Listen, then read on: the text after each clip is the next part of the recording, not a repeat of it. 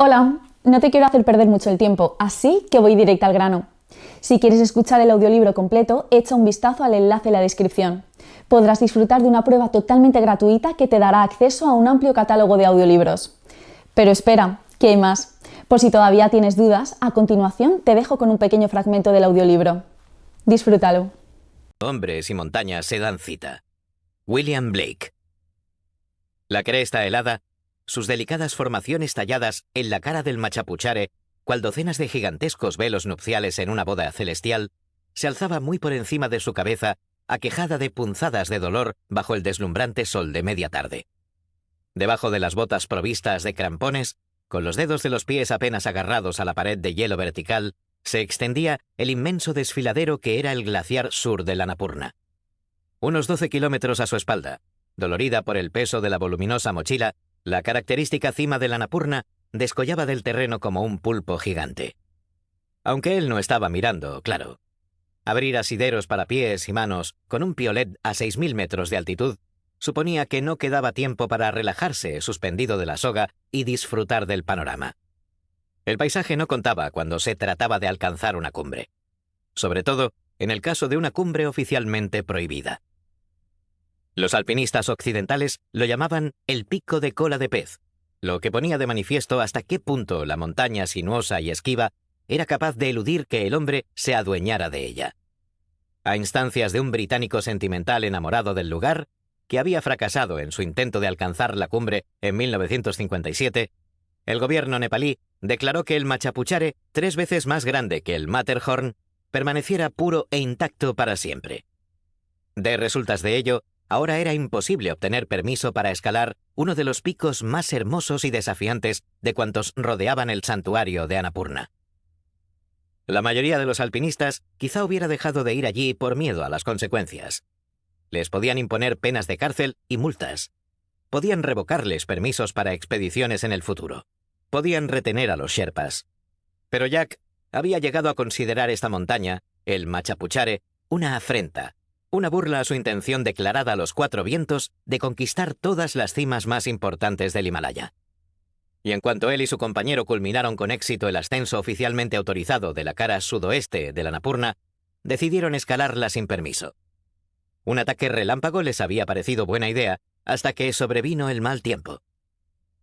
Se apoyó en uno de los asideros que había abierto antes, alargó el brazo rematado en el piolet y talló otro punto de apoyo en el muro de hielo.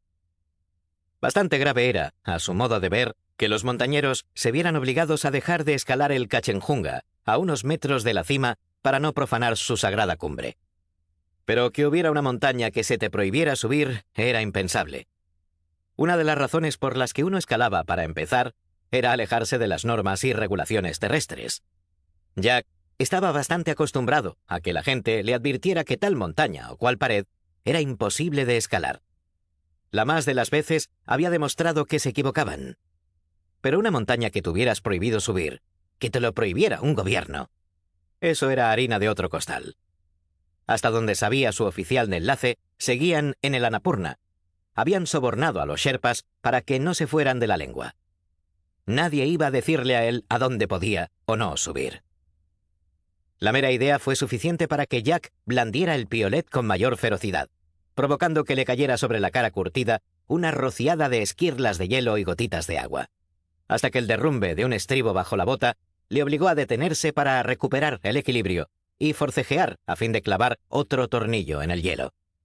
Cosa nada fácil con unas manoplas de lana Dachstein. «¿Qué tal vas?», gritó su compañero de escalada unos 15 metros más abajo. Jack no dijo nada. Con los músculos doloridos por efecto de la escalada en el hielo, siguió aferrado a la pared de la montaña con una mano mientras intentaba enroscar el tornillo con los dedos entumecidos por el frío.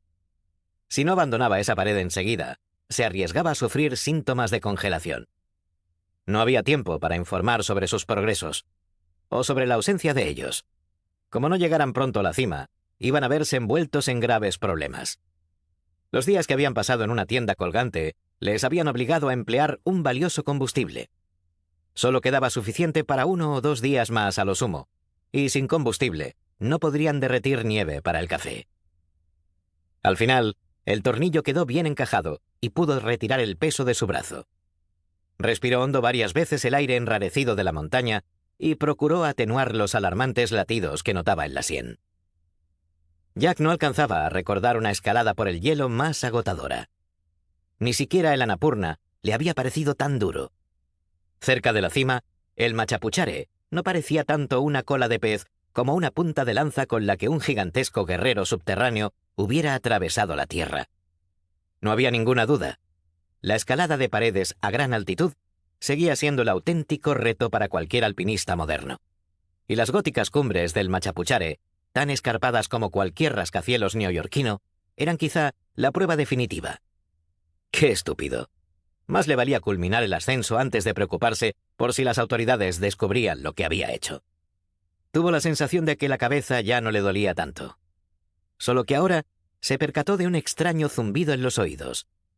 Como un acúfeno al principio, fue adquiriendo intensidad hasta que el zumbido se convirtió en un bramido, como un proyectil de artillería disparado desde un buque de guerra en una bahía lejana, hasta que el estruendo se adueñó de sus oídos y se preguntó si estaría sufriendo algún horrible efecto de la elevada altitud, un edema pulmonar o incluso una hemorragia cerebral. Por un breve momento, Jack sintió náuseas y oyó como los tornillos que lo sostenían a la pared de roca rechinaban en el hielo mientras la montaña entera se estremecía. Cerró los ojos. Transcurrieron 1 o 2 compases. El ruido cesó en el glaciar en algún punto hacia el norte. Él permaneció firme. El aliento que había estado conteniendo sin darse cuenta se le escapó por entre los labios agrietados en una exclamación de gratitud y alivio al abrir de nuevo los ojos. «¿Qué demonios ha sido eso?», gritó Didier al fondo de la pared de hielo. «Me alegra que tú también lo hayas oído», dijo Jack. «Ha sonado hacia la otra ladera de la montaña. ¿Qué era?» «En algún lugar más al norte, me parece». «Igual una avalancha». «Pues debe haber sido una bien grande», comentó Jack. «Aquí arriba son todas muy grandes.